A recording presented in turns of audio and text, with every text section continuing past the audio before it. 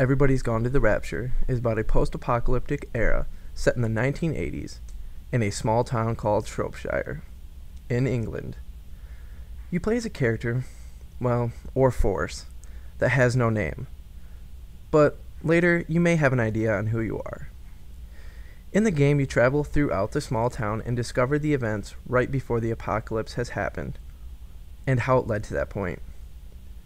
As you travel, you hear narrations through radios, TV, and phones from a character named Kate Collins. She explains her thoughts on the people and the events that ultimately leads to the town's demise. Also, as you journey through the town, you learn what the people are feeling and thinking as the apocalypse nears. Everybody's Gone to the Rapture is sad and emotional, but at the same time, very peaceful. As you journey throughout the town, you experience everyone's point of view on the epidemic and the events leading to the apocalypse. As you listen to the characters, you notice their flaws individually. Throughout, you notice the story portrays this message that love is important, which leads to forgiveness, that light overcomes darkness. Let's go more in depth about Kate Collins. She's an outsider from the town. She tells her viewpoints on the people, events, and the epidemic. The game does this very well because as you listen to multiple radios and phones, you get to piece together a story inside a story. And as an outsider, you understand where she stands amongst them all. As you progress, you notice multiple conflicts among the people, and they progress as you progress. In the end, they all beautifully wrap up. Just like the overall game, they come to a peaceful ending. Adding to the beautiful story is the atmosphere. Instead of a normal, chaotic point of view of the apocalypse, it is peaceful and beautiful. I think that we've all thought about what it would really be like to be the only person left. And no movie and no video game has ever depicted that loneliness, sadness, and hauntingness as Everybody's Gone to the Rapture did. That game is graphically impressive, not only in the sense of realism, but in the sense of just its haunting beauty. When you walk around, the deadness of the entire area that you're in and the fact that you are all alone really sinks in just from the way the game looks. You know, it's not like a post-apocalyptic where everything's burned down or destroyed. Everything's pretty much normal, yet it's only you. In combination with the music and the way that the graphics look, it's just so haunting how alone you are, yet so beautiful at the same time. The wind is rustling through the trees. As you step, the grass makes noises. And it just wanted to show that the characters in the end came to a peaceful ending. So let's talk graphics. They're obviously impressive. And from an indie game developer, that is a huge bonus. A lot of indie game developers don't have that, graphic intensive video games that we've seen out of main developers. But Everybody's Gone to the Rapture is visually impressive. But it even comes down to this. They pay attention to the small details of how the world actually looks. From the way that the grass and the trees move to the wind, to something as small as how a bug lands on a flower. You know how many times I've been walking around and I'll look and notice that a bee is buzzing around, as bees do. They stop and then they move quickly and then stop and then they move quickly again. I noticed that they did that. They made that a part of the game. It's incredibly impressive. And it's the small things like that most people won't even notice. And you look at the way that the game looks and the way that everything is, and everything's just so peaceful. You go to the football field and you see some jersey in the middle of the field. You go up to a room and you see a bed a little bit ruffled, and you see, even in the small nuances of the game, you see posters that are handwritten. You see closed signs saying that we have the flu on one building, on one window. Like somebody put that in the game, didn't copy and paste it anywhere else. That was just the one area that has that. Their attention to detail is phenomenal. And graphic-wise, it's one of the best I've ever seen in a video game, let alone an indie developer. And something that really captures you in the very beginning of the game is how they portray the memories. They're not real people, they're lights that flicker as the people talk, that shine as they take steps.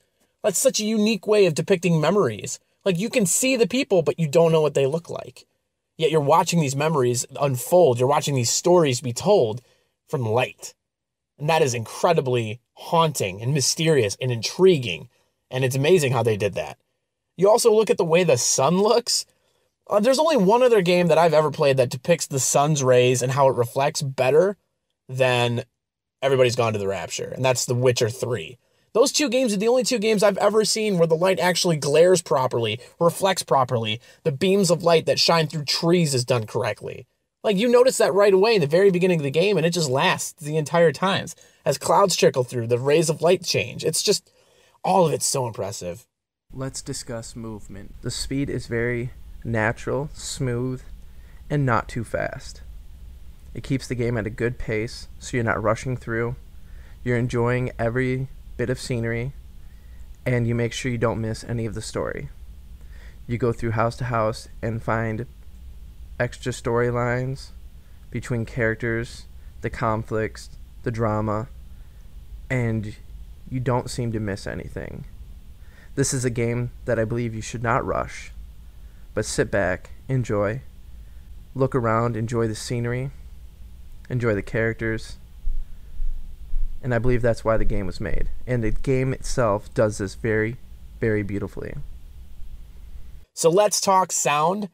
And for those of you that may not pay attention to voice acting and the way that regular conversation sounds, this game nails it.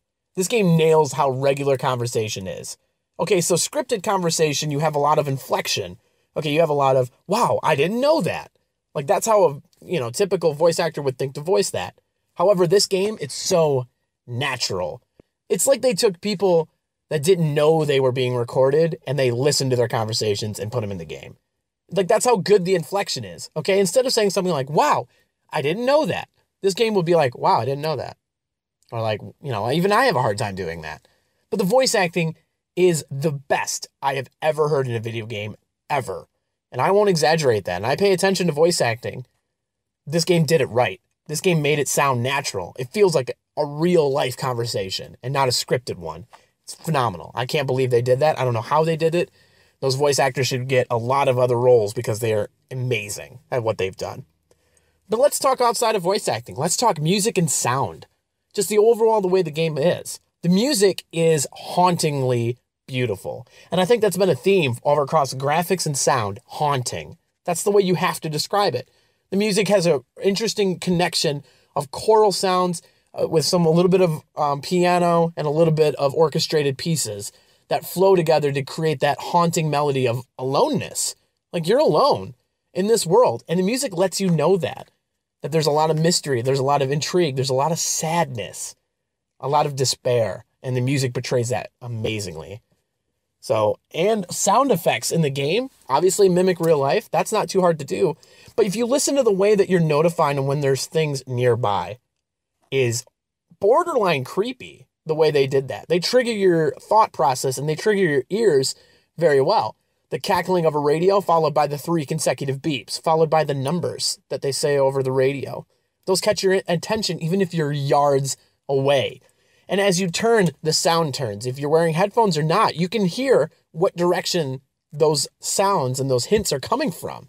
Games don't always do that properly. Real life doesn't always give you that opportunity. In this game, you could always find what you were looking for because even in the cups of music, you could hear that beeping. The numbers, you're like, okay, wait a second, I think I heard that. Even if it's barely audible, you still pick up on it. That's amazing that they were able to do that. That's some science bullshit right there, and I don't know how they did it, but they did it very well. And obviously the sound of wind and the sound of everything was great. So my name's Buffalo Prime, and that was my review of both the graphics and sound. We'll take it right back to you, Jayce.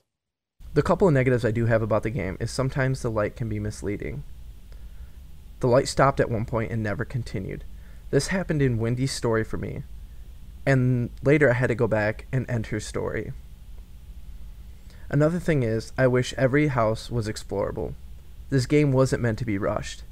It was meant to sit back, relax, and explore the town.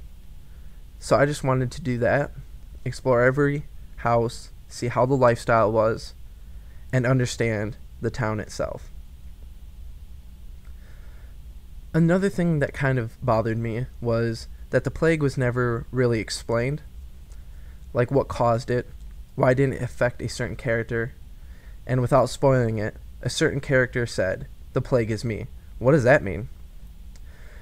So I wish it went more in depth with that, but other than that, everything else was explained, and if it wasn't, you had a kind of an idea on how it was meant to be. Overall, the Hive would set this game at a 9.25 out of 10. Sit back, enjoy this beautiful game, experience the apocalypse in a very peaceful way. Thank you for tuning in.